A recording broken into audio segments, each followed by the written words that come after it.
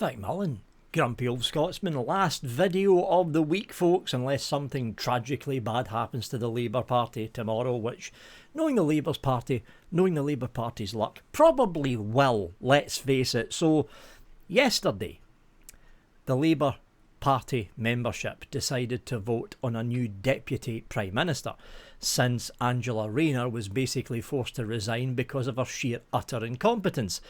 There was two people up for candidacy, two, for the Labour Party deputy leadership. One of them would have been an alright but not brilliant choice, and the second one would be an utterly insane choice, which would basically mean if she was voted in, it would make the Labour Party look tragically weak, tragically incompetent, and not supportive of the grooming gang victims. Who do you think the Labour Party membership voted for? Lucy Powell. See, now this is the same Lucy Powell that was essentially sacked by Keir Starmer 2 months ago during the cabinet reshuffle. She was one of the few, less than a handful of sitting cabinet MPs who were basically sacked from the job because she was utterly incompetent at it. Who did the Labour membership vote to become the new Deputy Prime Minister? The same Lucy Powell. I honestly think there's groups within the Labour Party membership that are looking at the current Labour Party and thinking, we can't go on like this anymore. How can we make this even worse to force the British people into basically a revolution to get rid of us? I know, let's vote Lucy Powell back in. Lucy Powell is more left-wing than Keir Starmer, which is saying something, considering Keir Starmer is borderline communist. Let's take a look at what some of the things that Lucy Powell has been saying during her inauguration speech as Deputy Prime Minister, shall we? Let's have a listen to this. Because let's be honest, we've let Farage and his ilk run away with it. He wants to blame immigration for all the country's problems. We reject that. Lucy Powell is very famous for basically supporting immigration, whether it be legal or illegal immigration. She was not interested in statements she was making to BBC News and ITV. She was not interested in securing the British borders. She's happy letting tens of thousands of illegal immigrants cross the channel every year. She's fine with it. Yeah. Our diagnosis is different. That for too long, the country and the economy has worked in the interests of the few, not the many. That trickle-down economics hasn't worked. Life has just got harder and harder, less and less secure, in work, in housing, in making ends meet. We say that the deep-seated inequalities that have widened in wealth, in regions, in class, in health, need fundamentally redressing. I'd also like to point out that she is so far left-wing, teetering on the edge of the precipice, jumping into communism, that she is one of the far-left Labour lunatics who have been consistently shouting to tax the rich. Tax the rich. Welfare tax. No, not welfare tax. Tax the rich. It's not welfare tax. What's the other word for it? Wealth tax. That's it. Wealth tax. Tax the rich. Tax big corporations. Tax the CEOs. Tax. Yeah, you know exactly where she's going with this. You know exactly where she's going. And that's what we're about, and that's what we're trying to fix. That's how we'll reunite our voter coalition and reunite the country. I'm here to help make that the story of this Labour government. And here's the worst part about this for Keir Starmer. Starmer knew what Lucy Powell was all about. Now, when she was in Cabinet Office, she didn't hold one of the major Cabinet Office ranks. She held one of the lesser ones. But Keir Starmer brought her in to basically keep the far left, the lunatic wingnut far left of the Labour Party in check, to keep them happy. But he had to get rid of her because she was utterly incompetent. And it's not just that. She opened her mouth and excrement usually spewed out. Tax the rich, wealth tax, tax the rich, wealth tax, more tax on businesses, more tax on wealthy CEOs. She doesn't seem to know that the more you tax the rich, the more you tax the wealthy, the more you tax big businesses. Number one, the more millionaires and billionaires leave the country. About 15,000 millionaires have left the UK since Labour came into power. Did you know that? She knows it. She definitely knows it. And what happens when that top third of the income tax revenue earners vanish? They leave. What happens? The lower 2/3 of that bracket has to make up for the upper third that's fled the country. And that's what the rich do. The top 5% of earners in the UK are making up just under 35% of the entire income for income tax revenue in the HMRC. They're already paying a third of the tax gross income. And idiots like Lucy Powell want to tax them even more. They've got the money to say, okay, bye, and move to France, or move to the United States, or move to Australia, or move to Germany, or move to Sweden, or move to Norway. The major countries that welcome in millionaires and billionaires who are essentially fleeing countries that are squeezing them and squeezing them and squeezing them more and more for money. The UK is the number 2 country for millionaires fleeing. Who's the number 1? China. And here's the thing, the Chinese numbers are not all that far away from the British numbers of the British millionaires currently fleeing the country. So you've got one set of tens of thousands of millionaires fleeing China because their communist regime are tightening the tax grip on them, and now you've got tens of thousands of millionaires here in the UK fleeing the country because our pseudo-communist regime government is now squeezing them for even more cash. Lucy Powell knows this is going to happen. She knows it's happening right now. We've already lost 15,000 millionaires. 15,000 millionaires. And a large percentage of them, about 10 to 15% of them, were CEOs and business owners who not only left the country, they shut down their company and moved the company to the new country that they're moving into. Break all ties with the UK. It's the same thing that happened on the run-up to the winter of discontent. The exact same thing that happened, that was driven by a Labour Party that had to be cleaned up by a Conservative Party under Ted Heath. It was the Labour Party that drove into the winter of discontent. Tax the rich, tax the rich, tax the rich, tax the wealthy, tax the rich. It got so bad that even the Beatles sang about it. Taxman, the Revolver album, go take a listen to it. Listen to what George Harrison was actually singing about in Taxman. He was talking about the Labour Party and the run into the Conservative Party that was leading in to the first half of the winter of discontent. And this was way back in the late 1960s. Late 1960s, about 3/4 of a decade away from the actual winter of discontent. And this was another Labour Party. Tax the rich, tax the rich, tax the rich, tax the rich. They all left. The bottom 2/3, the working class and the middle class, had to pick up the tax bill. 5 years later, general strikes. Boom. Electricity supplies cut off. Ted Heath forced to essentially ration electricity to a 3-day working week. And that was because of a Labour Party. And now we've got another Labour Party in power with a newly elected Deputy Prime Minister who's already stated that the rich should be taxed more, already stated that the corporations should be taxed more, already stated that the CEOs should be taxed more. She knows it will lead to them leaving the country. Does she care? No. Because she's dog whistling to the far left lunatics.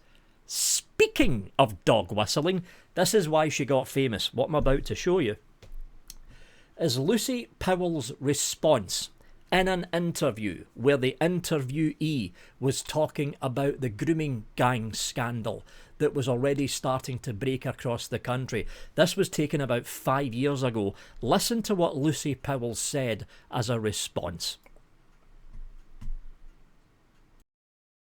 Anyone who saw the documentary on Channel 4 about rape gangs over Oh, this we want to blow that little trumpet now, do we? Yeah, okay. There was a real issue. Let's get that dog whistle out, shall we? Yeah.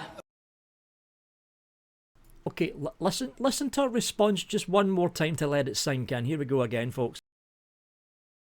Anyone who saw the documentary on Channel 4 about rape gangs over this? Oh, we want to blow that little trumpet now, do we? Yeah, okay. There was a real issue. Let's get that dog whistle out, shall we? Yeah. Lucy Powell is of the firm belief that anyone who talks about grooming gang inquiries, anyone who talks about rape gang inquiries, in fact anyone that actually talks about the rape gangs is a racist.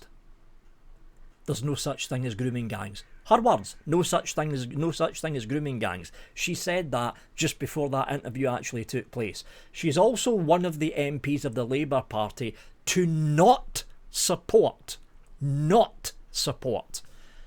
a grooming gang inquiry. Lucy Powell is fine with tens of thousands of British white girls being systematically raped and abused by Pakistani rape gangs. She's fine with that happening. But the minute you talk about it, you're a racist. You're dog whistling to the other racists to speak about racist things about the racists. Even though the vast majority of the grooming gangs that are taking place in London, in Liverpool, in Manchester, in Rotherham, in Luton, up and down the country, including Glasgow, happen to be Pakistani of origin. This is the deputy leader that the Labour Party has voted in. A far-left wingnut lunatic who wants to tax the rich to the point that it drives them out, and the lower two-thirds of the income bracket, me and you essentially, has to make up for the tens of billions of pounds lost because the rich have said, this, I'm out, see ya. They also voted in someone, an MP who voted against the grooming gang inquiry. Against the grooming gang inquiry. They also voted in an individual who was one of the less than handful of cabinet secretaries to be practically sacked by Keir Starmer 2 months ago.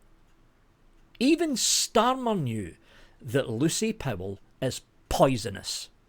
She is utterly poisonous, and the only reason she was brought into that cabinet in the first place was to keep the far left wing paedophile supporting rape gang cover-up members of the Labour Party happy to know that another left wing wingnut is now in the cabinet. Well, guess what? Keir Starmer sacked her. The Labour membership voted her back in.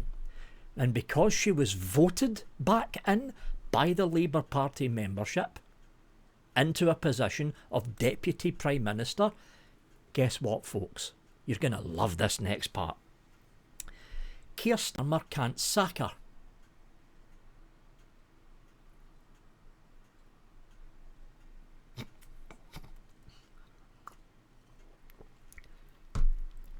Keir Starmer cannot get rid of her. Cannot get rid of her without a legitimate legal standing. In other words, if she does something wrong, which she's bound to do because she's a low IQ knuckle-dragging wingnut, she's bound to do something wrong within the next 12 months. Because that's Lucy Powell. She opens her mouth and excrement spews out from it. But Keir Starmer cannot legitimately sack her on a next cabinet reshuffle. He can't go, you're out again, see ya. He's got to get rid of her through a legal means. In other words, Lucy Powell does something that brings down the overall glory of the Communist Labour Party. Keir Starmer sacked her, and the Labour Party members voted her back in. Now that shows you what kind of a state the Labour Party membership is actually in right now. Because they had the choice of two people. The choice of two. The other choice they had wasn't the best choice. She hasn't made brilliant decisions, but she was a good, decent, ordinary left-wing Labour MP. Instead of voting her in, they voted this in, Lucy Powell, the dog whistle woman. The woman who wants to tax the rich, wealth tax, tax the CEOs, tax big businesses. Oh, illegal immigration is fine. It's good for Britain because Britain is a multi-ethnic, multi-diverse country. Oh, you're going to talk about the illegal migrants in the hotels that are now raping young British girls. Oh, that didn't happen. And you're a racist for saying that. This is the person that voted in as the deputy leader. Where do you think this is going to lead to when it comes to the actual grooming gang inquiry that's currently collapsing around the Labour government? Do you think this sack of crap that they've currently voted in as the deputy leader is going to support a grooming gang inquiry under a Labour government? No, of course she's not. She's not. She is going to try her hardest to shut down the illegal migrant discussion, and she's going to try her hardest to shut down the grooming gang inquiry. Why? Because that's what her and the left and the rest of the paedophile protecting far left wingnut lunatic members of the Labour Party want to happen. They want the grooming gang inquiry shut down. They want open borders, and most of their members have openly admitted it on social media. Welcome to the Labour Party, folks. Welcome to the Labour Party. If you thought it couldn't get any worse if you thought it couldn't get any worse, yeah, the Labour Party membership just went, hold on, hold my beer.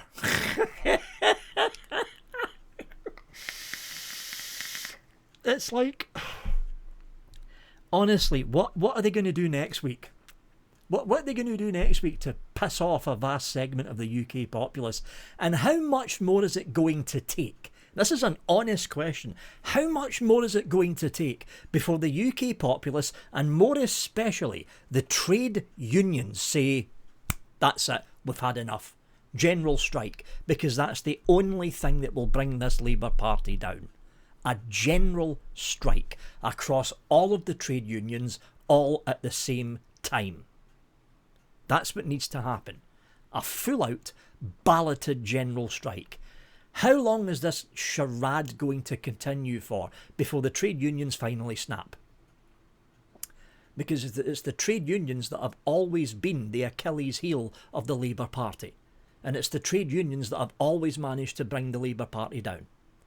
Always. Always managed to do it. Well, apart from Tony Blair. But they've always managed to do it. I'm wondering what it's going to take before the trade unions are up and down the country, all of them, finally just snap and go, that's it, we've had enough. We've had enough of the rising inequality. We've had enough of the NHS collapsing. We've had enough of illegal immigrants coming in and basically being underpaid workers that are costing our trade union members their jobs. We've had enough of seeing our roads in a mess. We've had enough of the poor education. We've had enough of rape gangs happening in the towns and cities that our members are living in. How much more is it going to take for the trade unions to stand up and strike? Because I can bet you something. One of the major things that trade unions is generally afraid of when they strike is a lack of public support. If the public do not support a trade union when they go on strike, that trade union strike is already held over a barrel when they go to negotiate with Number 10.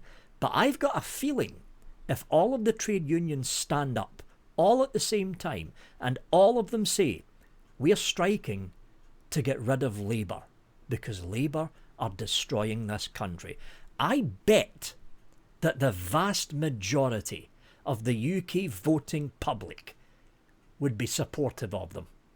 Would actually be supportive of them, of all of the trade unions, all the major trade unions, all striking at the same time. I bet that the vast majority would actually support the strike. And when you've got the majority or all of the major trade unions striking all at the same time, and when you've got the vast majority of the public in support of the strike, no Labour Party, not even Tony Blair at his strongest, no Labour Party could survive that. The trade unions know it, Keir Starmer knows it, but I think Keir Starmer's hedging his bets that the trade unions are too scared to call for a general strike because they won't have the support of the public. But I think they would. I honestly think they would. Anyway. Yeah. It just makes me wonder. It makes me wonder what other abject disaster is going to happen to the Labour Party next week. Because there's always an abject disaster with the Labour Party every couple of days. But this one takes the biscuit. Voting Lucy Powell, the dog whistle woman, in as the Deputy Prime Minister 2 months after Keir Starmer essentially sacked her from her previous job. What? Anyway, hope you all have a good Sunday, folks, and I'll see you all on Monday evening. Have a good one.